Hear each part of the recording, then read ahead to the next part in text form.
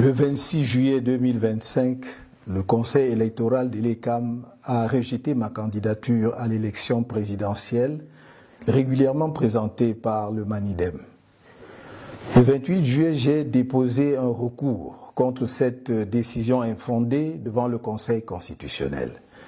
Le 4 août, nous avons présenté à cette haute instance tous les arguments de fait et de droit qui plaidaient en faveur de la validation de ma candidature, ainsi que les éléments de preuve qui établissaient l'imposture de la seconde candidature attribuée au Manidem.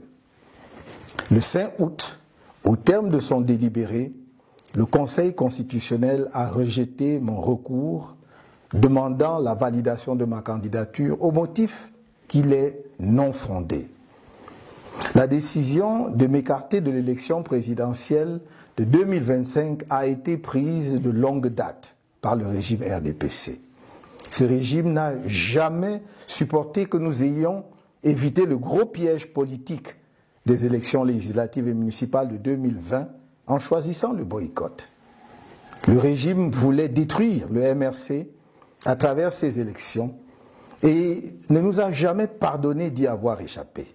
Dès lors, la campagne de diabolisation du MRC et de son président national était lancée et la décision d'empêcher ce dernier, par tous les moyens, de prendre part à l'élection présidentielle de 2025 était prise. C'est dans cet esprit que les élections législatives et municipales prévues en février 2025 ont été reportées à mars 2026 afin d'empêcher le MRC d'avoir des élus et de pouvoir présenter son candidat à l'élection présidentielle d'octobre prochain. Le régime RDPC a organisé pendant plusieurs mois de faux débats sur la nullité du mandat impératif pour montrer malgré cela que le MRC ne pourra pas présenter de candidat sous sa bannière et que s'il tentait de le faire, celle-ci serait rejetée et le pouvoir veillerait à ce qu'il n'y ait pas la moindre protestation. Bien plus, on nous a indiqué la seule voie qui s'offrait à nous. Faire présenter ma candidature par un des 18 partis politiques ayant obtenu des élus à l'issue des élections de 2020. Je dois redire que rien n'interdisait au MRC de présenter un candidat à cette élection présidentielle. Mais il fallait éviter de donner au régime un prétexte pour rejeter une candidature présentée par le MRC, car le rejet de la nullité du mandat impératif était devenu pour ce régime une question de vie ou de mort. La présentation inattendue de ma candidature sous la bannière du Manidem fut un choc à peine voilé pour le pouvoir de Yaoundé.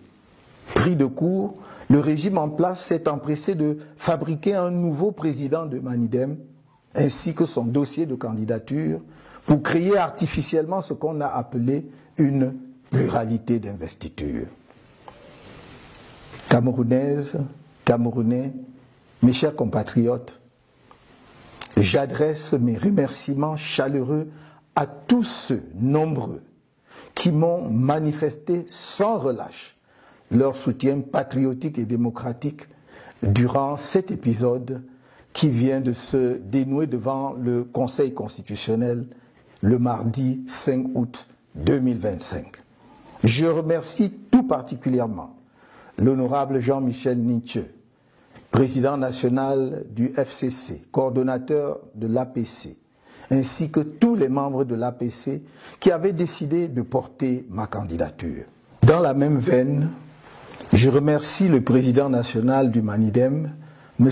Anissé Georges Ekane, pour son patriotisme remarquable et son sens de l'histoire, sa fidélité aux idéaux qui fondèrent son engagement politique, son courage et sa détermination à voir notre pays reprendre sa marche nationaliste vers le progrès. C'est aussi pour moi l'occasion de saluer l'engagement exceptionnel de tous les responsables ainsi que les militants du Manidem pour leur soutien à ma candidature. J'exprime ma reconnaissance aux dirigeants et aux nombreux militants du MRC pour leur soutien indéfectible, leur engagement inébranlable et leur courage remarquable face aux multiples épreuves qui lui sont imposées au quotidien par un régime sans inspiration ni aucune vision pour le pays. Mes chers compatriotes, j'ai dit et répété que je ne vous trahirai pas. Et je ne vous ai pas trahi. En revanche, le Conseil constitutionnel, la justice et les CAM, le pouvoir en place à travers le ministère de l'administration territoriale notamment, qui a été de tous les mauvais coups contre nous, vous ont trahis sans état d'âme. La communauté internationale, notamment l'Organisation des Nations Unies, qui a signé une convention secrète avec ELECAM le 9 mai 2025, prétendument pour garantir la transparence de l'élection présidentielle de 2025, vous a trahi. Cette communauté internationale, si prompte à se montrer aux côtés de la dictature qui écrase le peuple camerounais, ne s'est pas sentie concernée par le crime politique du régime RDPC contre notre peuple.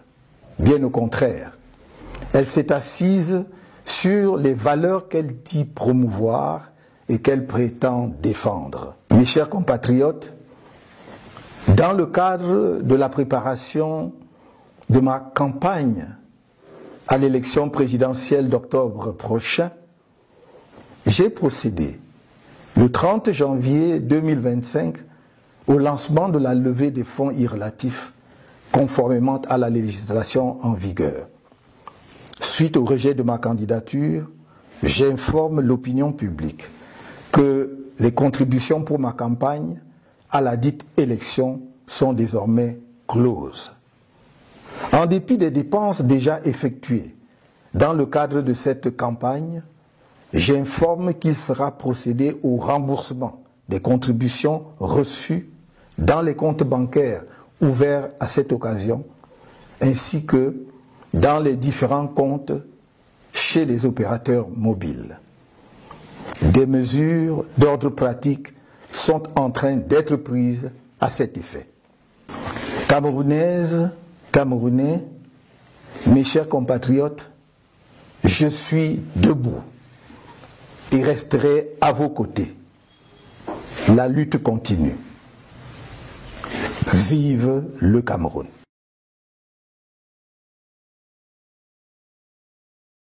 On 26 July 2025, the Electoral Council of ELECAM rejected my candidacy for the presidential election, which had been duly submitted by MANIDEM. On 28 July, I lodged an appeal against this unfounded decision with the Constitutional Council.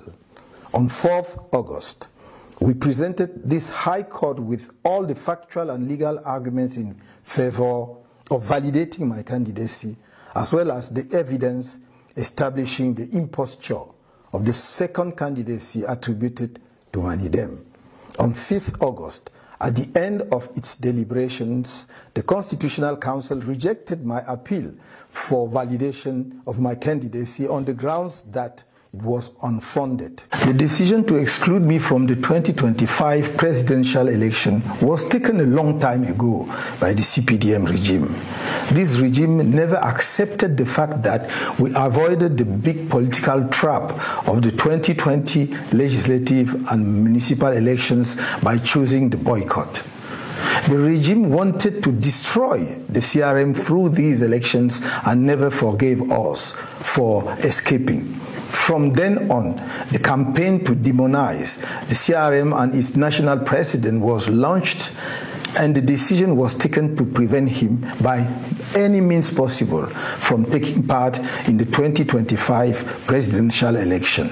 It was with this in mind that the legislative and municipal elections scheduled for February 2025 were postponed until March 2026 in order to prevent the CRM from having any elected representatives and from being able to present its candidate in the presidential election next October.